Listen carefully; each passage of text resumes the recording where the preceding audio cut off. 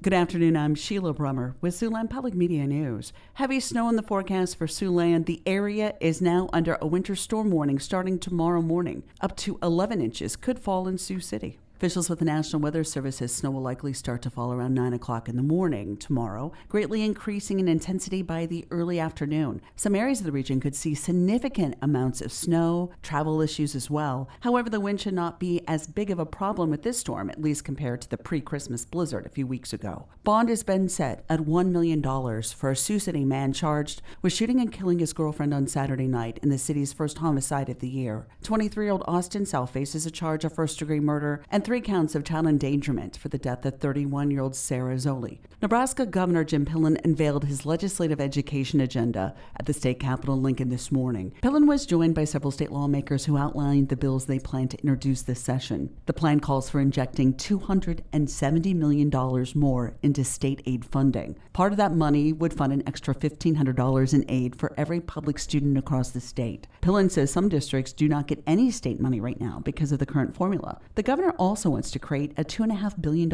education future fund. State senators are calling it an investment in Nebraska's education, with one bill focusing on hiring more teachers. Pillen said the $2.5 billion would come from the state general fund. Another measure would help reduce property taxes through a cap bill, which would limit the total revenue of public school districts to a 3% annual increase. Republicans in the Iowa House are advancing a rule that would exempt the governor's proposal for state-funded private school scholarships from consideration by the Budget Committee. All other bills that are related to spending state money or changing tax policies are required to go through the budgeting and taxation committees. House Speaker Pat Grassley says the rule change means he can get Governor Reynolds' proposal to fund private schools to a vote of the full House of Representatives. Similar proposals failed to get through committees for the past 2 years. And we feel that Iowans have an expectation, whether you support it or you don't, that a committee procedure should not be the reason in which Iowans don't get to see where the legislature stands. Public education advocates and Democrats say they're concerned about the lack of transparency and that there could be less consideration of the bill's price tag. Reynolds' office estimates it will cost more than $900 million in the first 4 years.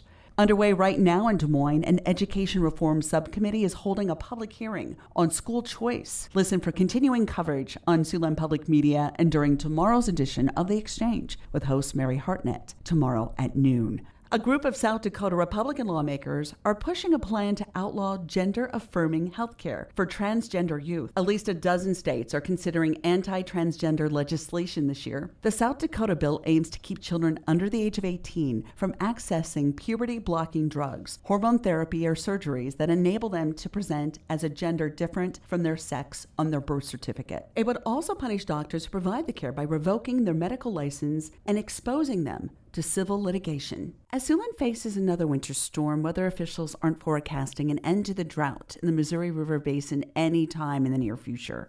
Runoff levels for the area are expected to be below average for a 4th year in a row. John Remus is the chief of the Missouri River Basin Water Management Division.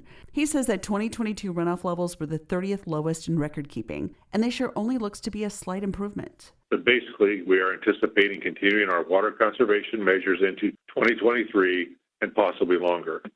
Conservation measures are reduced flow support to navigation and minimum winter releases. More than 3/4 of the state of Iowa is facing dry or drought conditions, according to the U.S. Drought Monitor, with patches of northwest Iowa still in extreme drought. Nebraska saw its 4th driest year on record in 2022, while Wayne and Stanton counties saw their driest years ever. The Omaha World Herald reports 2022 may have been one of the worst years in history in terms of the number of major weather events and the economic damage done. The drought was also in large part responsible for one of the most active wildfire seasons in Nebraska history. More than 200,000 acres burned last year, the second most ever behind 2012, and the amount of damage estimated was $6 million, which is by far the most ever. The National Centers for Environmental Information released a report this month showing that there were 18 weather disasters in the United States last year, and that each caused at least $1 billion in damage. 5 of those disasters impacted Nebraska, and they caused more than $4.5 billion in damage, the second highest amount when adjusted for inflation. That amount doesn't even include damage caused by the extreme cold and snow that hit much of the state the week before Christmas. Drought was still the biggest and most documented disaster to hit Nebraska last year, with northeast Nebraska in the worst shape. For Siouxland Public Media News, I'm Sheila Brummer.